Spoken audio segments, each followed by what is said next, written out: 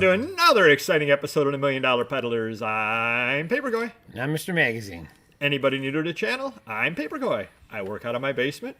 I'm up to over 17,000 items on eBay. We're getting there. You are getting there. 24,000 or so on Amazon, because nobody's buying anything off me on Amazon. Yeah. You don't have that problem.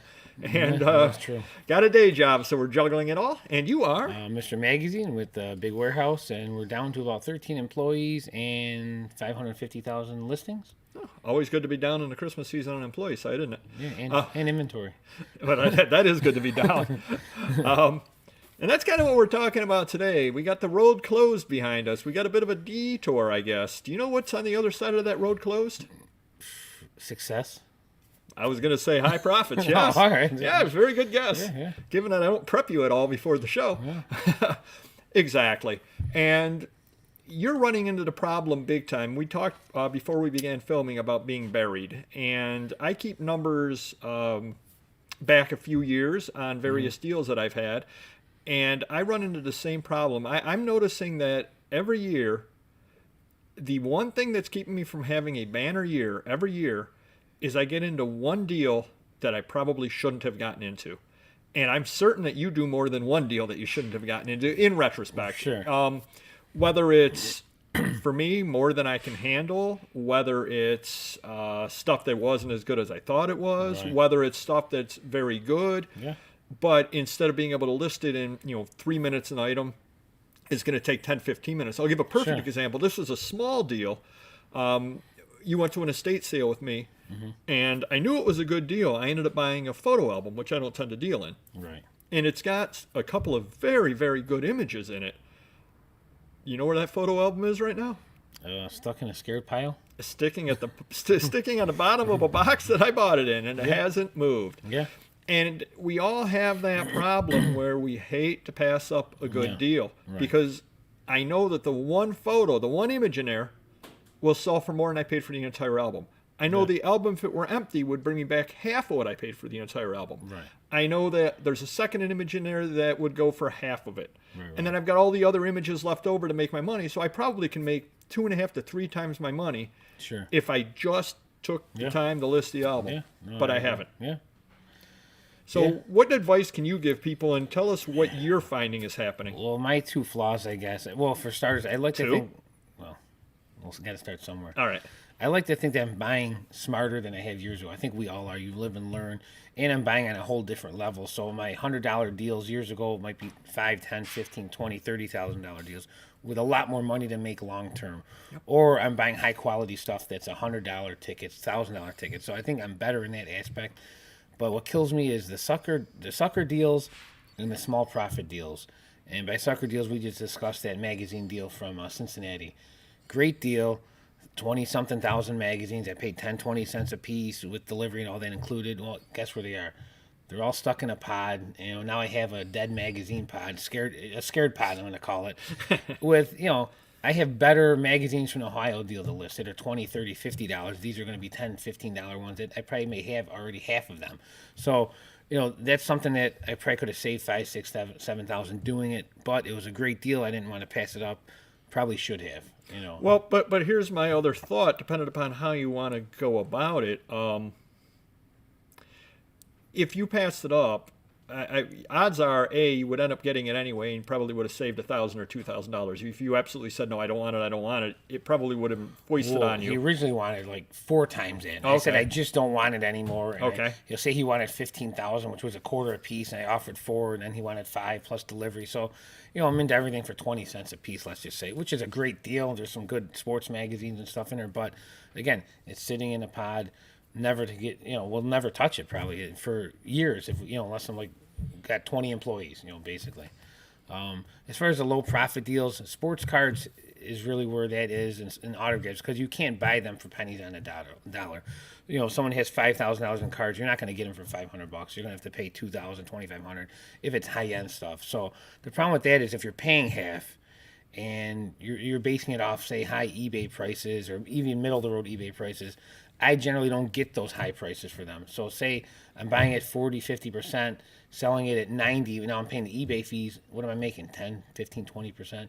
If everything even sells. But, if I don't buy that, someone else is going to buy it. And, you're talking Jordan. You're not going to get Jordan rookies for pennies on a dollar. You might have to pay way over half on them sometimes. So those are just two types of deals that don't hurt me, but it takes me off my game where, like that card deal where, it could be worth 100,000. I paid 3,000-4,000. You can't argue with that. It's just no brainers there. But again, I'm taking the good with the bad, averaging it together, and you take them both, and there you have. There you go. The facts of life. Exactly. But still making money.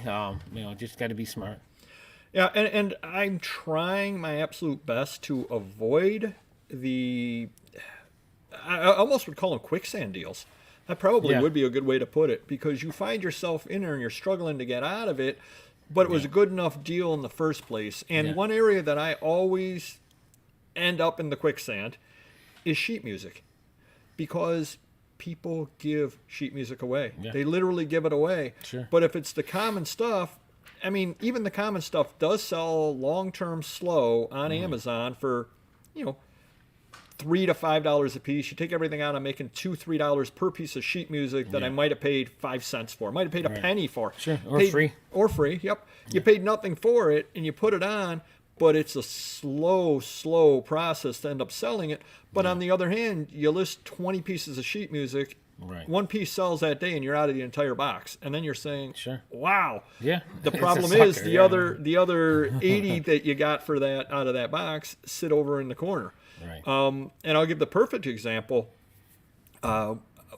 Was at a online auction, and local auction online, and they had sheet music, and I did not bid on it. Now I did go and I viewed it, and I looked at it. It didn't look like anything special, and I got to pat myself on the back. I walked away from it. It went for $5, but after it went for $5, when I was looking at the auction results, I said, I should have bid 10. I could have gotten it, and that would have been a good deal. And I'm glad on the one hand that I didn't, but on the other hand, $10 for that big box of sheet music is a heck of a deal, because again, there is something in there that's worth $10 all by itself, and then you have the other 100 pieces of sheet music free and clear. Right. And that it gets tough to get out of that mindset that you just got to have every deal, not necessarily because you have to have every deal, but because, hey, there's free money out there. There's so much free money out there. And I'll give another example. Talked about this a little bit on the live show. If you haven't checked it out yet, it's you see, you're sort of smiling because you know exactly what's coming. It's 7:30 Wednesdays, 7:30 Eastern every Wednesday, the most interactive live show out there for resellers. I was out at a thrift store, and they had softcover books were a dime a piece. And hardcover books were 19 cents a piece. Oh, nice. I literally could have bought every single book in there. I don't know what I would have spent on it. Well under $100. Yeah. Let's say $100. Wipe them right out. Wipe them out. Taking everything off the shelves. Yeah. And long term, that would have been thousands of dollars of profit. Thousands. Because I don't know enough about all of the different books they had there. And there's some Barbara Cartland romance book that I don't know about. That's a $62 book. I don't know which one it is. Otherwise, I would have bought it. But the deals are out there. The problem is that we've got inventory. We're established, and no disrespect at all to anybody. We more or less know what we're doing. We know what we're doing enough that we can make money doing things the way that we're doing it. Right. If I were a young buck and I didn't know anything, buy all those. Buy all of them. List them all and learn. And then all of a sudden you say, oh my gosh, I had no idea that this was a $40 book, and this was a $30 book, and this was a $50 book. Right. We're past that point at this point. Not that we can't learn. We definitely we learn every single day. Right. But getting bogged down in a deal like that, we've got so many other things that we absolutely know are good that we don't have time to sit there and learn that this Louis L'Amour is a rare paperback, and it's a $40 one, and the others in the series are all $2 ones. We don't have the time for that. Well, here's another thing. There's two other points of view, I guess, buying like we're buying, like I mentioned, the pod and the books and stuff like that. Well, one thing you could always, you could never lose money, I think, buying stuff like that, even if you wanted to flip it. So one thing, is an option. Say I got those 20,000 magazines. At some point, I might be able to find a young buck that's willing to build up their inventory, and you could flip it, make a few bucks, or even if you break even, you're not going to lose money. You really shouldn't be losing money, like Am I going to sell those for 5 cents a piece? I could, but whoever's going to pay 5 probably would pay 10 or 15. Yeah, right. Yeah, you're not going to lose money. Right. Yeah. Number two, I guess the end game is we all would like to retire. I know you're going to retire sooner than me, but the point is, if you want, you may want to sell your I'm business. also older than you.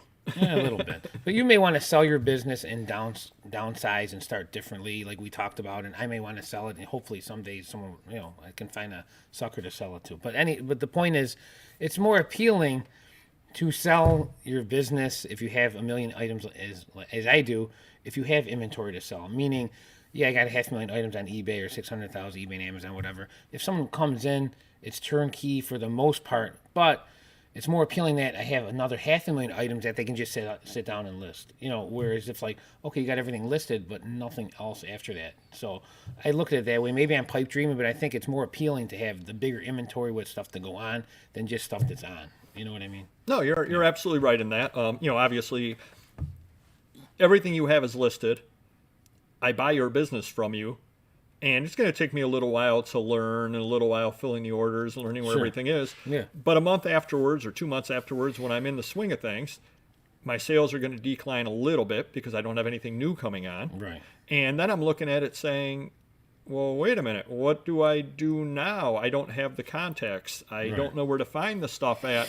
And the other problem at that point would be, here I am. I've got your entire inventory, say 1 million items listed, and I don't exactly know what I'm doing. Right.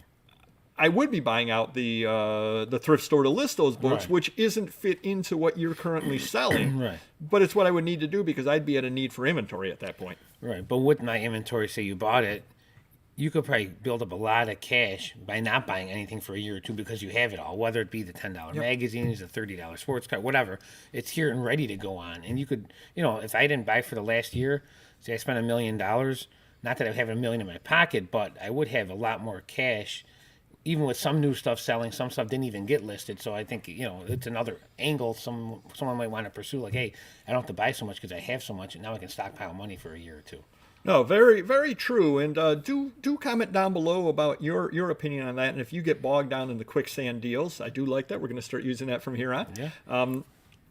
Again, if you can avoid the quicksand deals, and I know we've got a live show going to be coming out about our goals for 2022, and I think I know the first thing that's going to be written down on that list. Do hit the like button if you could, and we will see you next video. Take care. Bye-bye.